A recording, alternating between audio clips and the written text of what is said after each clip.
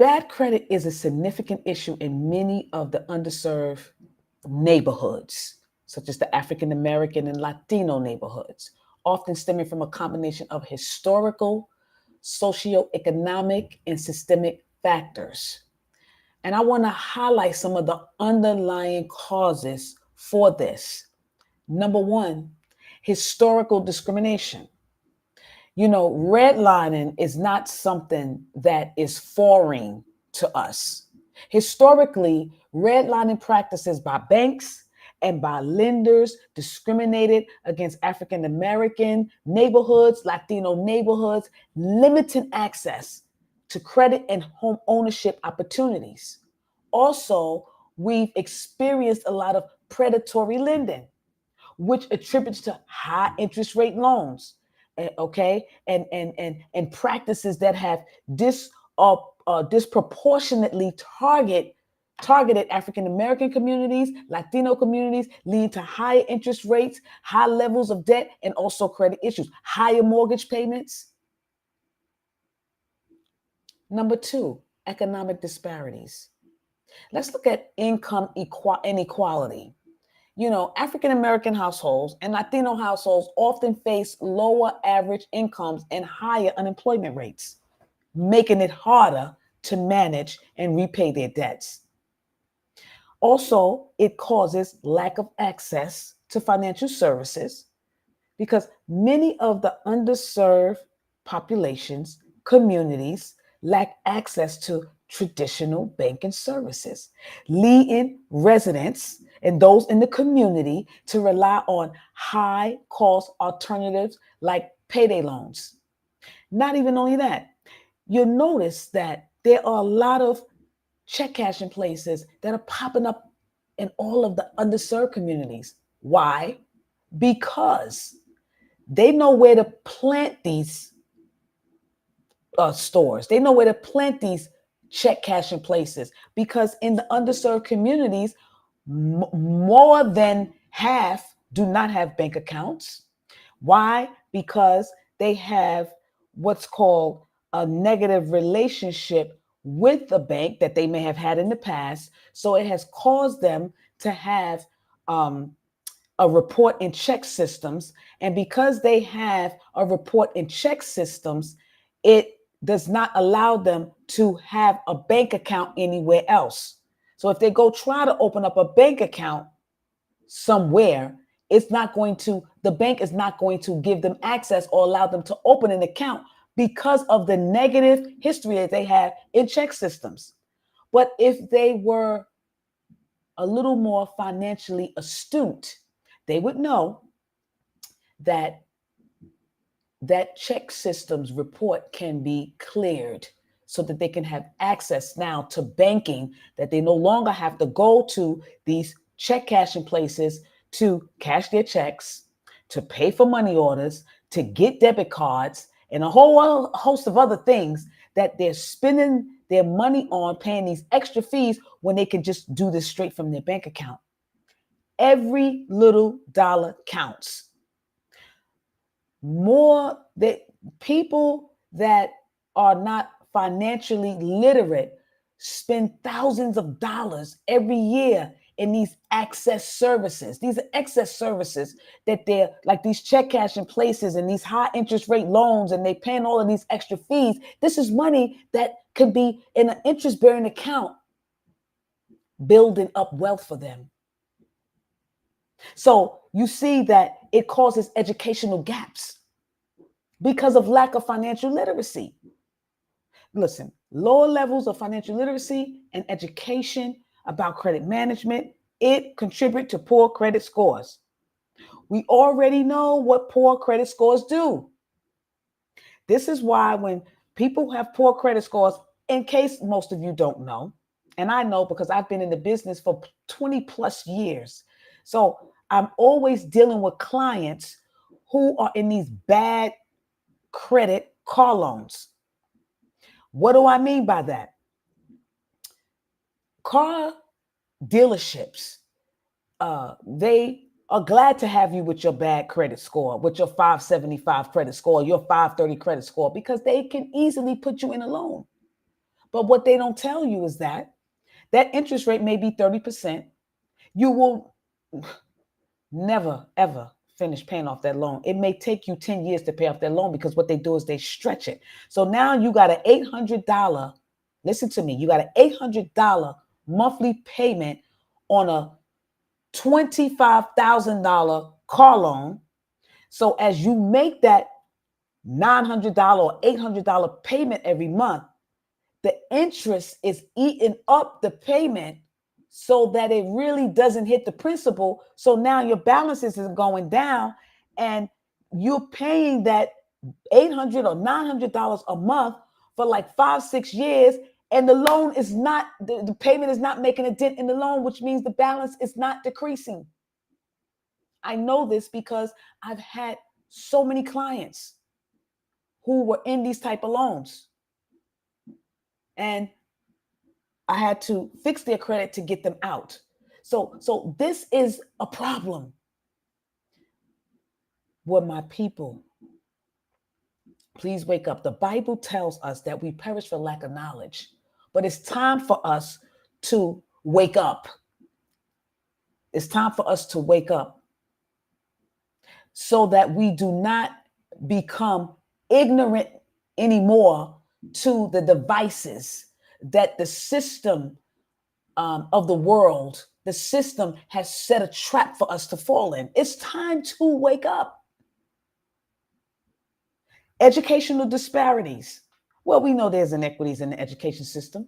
So it leads to fewer opportunities to high paying jobs, and it also leads to financial instability. There's also systemic barriers. Okay.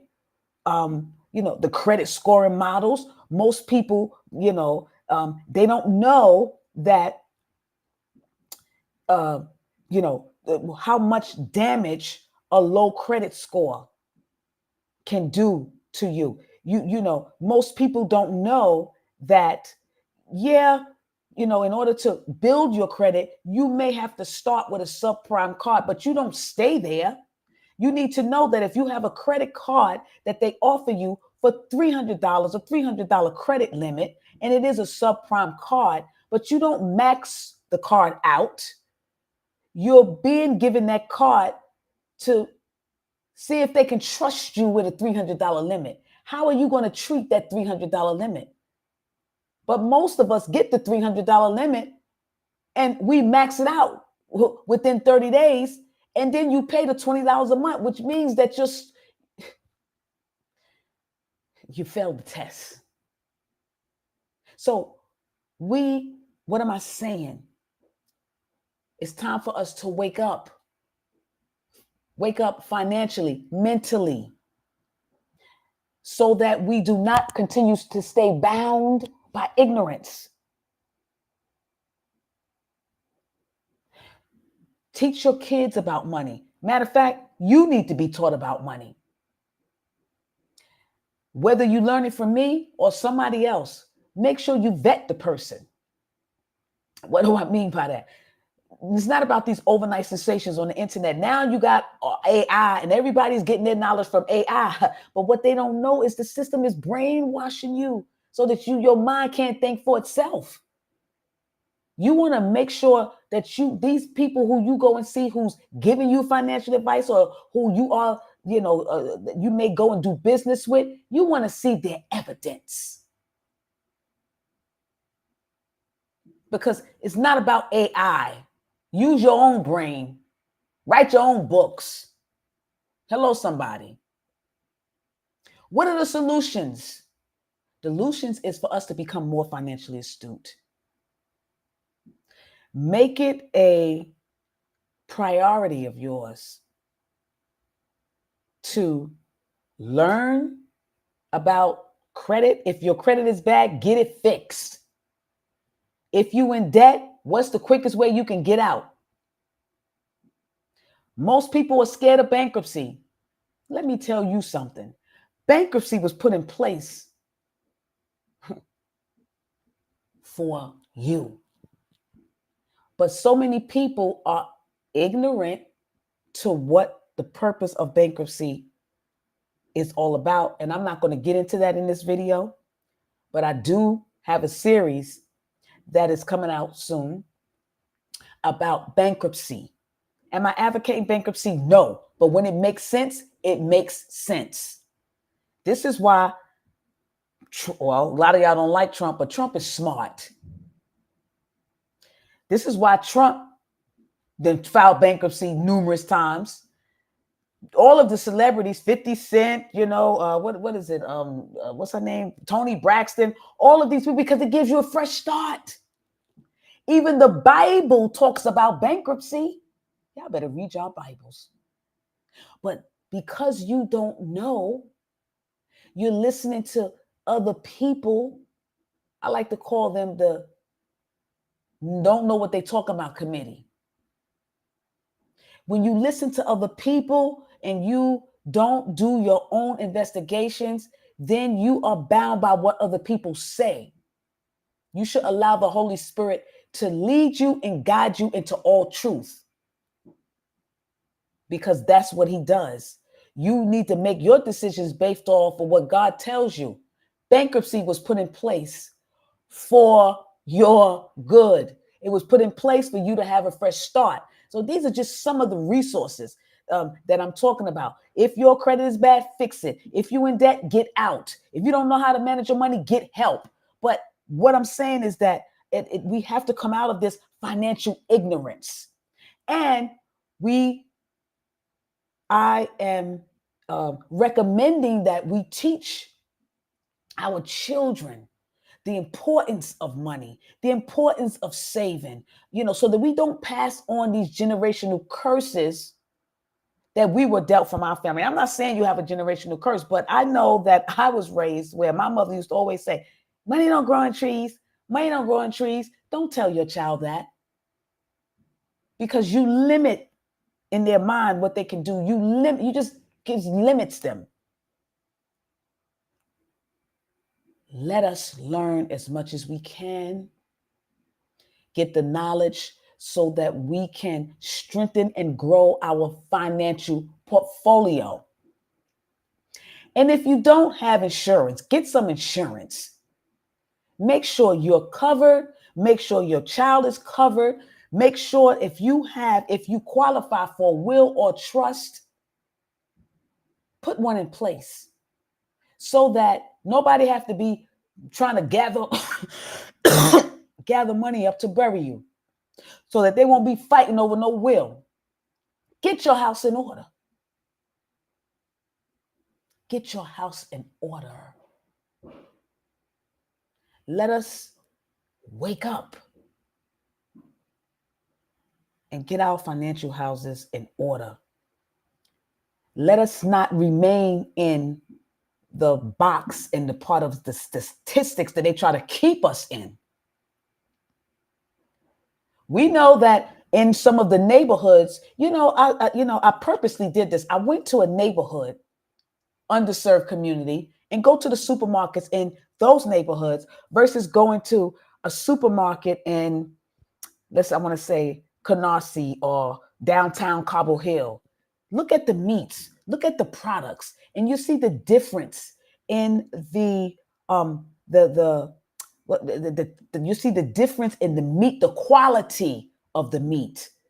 Go into an underserved community and you'll see that the meat is dark brown, the meat is old, the meat is no good, the expiration dates, come on, the fruits is spoiled, the meat is turning green. But you go down to Cobble Hill and everything is fresh, all the vegetables is fresh, all of the apples are shining, and all these things are shining.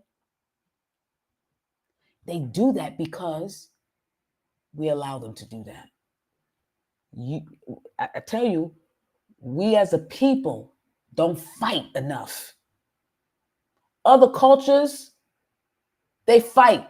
You see them downtown marching and doing everything, but we as a people, we don't fight enough. We should not allow these supermarkets to come in our communities with this bad meat and bad produce and bad vegetables. And this is why diabetes is high in our neighborhoods, obesity, high blood pressure, overweight. Come on, sugar, all of these things are high in our neighborhoods because we don't eat right. We buy the wrong food. We allow these supermarkets to come in and sell us these things, and we don't say nothing.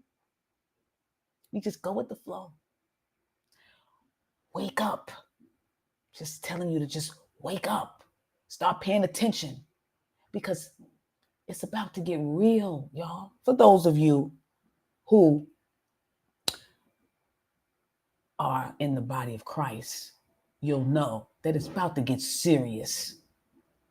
And I'm telling y'all, it's time to wake up. It's time to pay attention and get your house in order.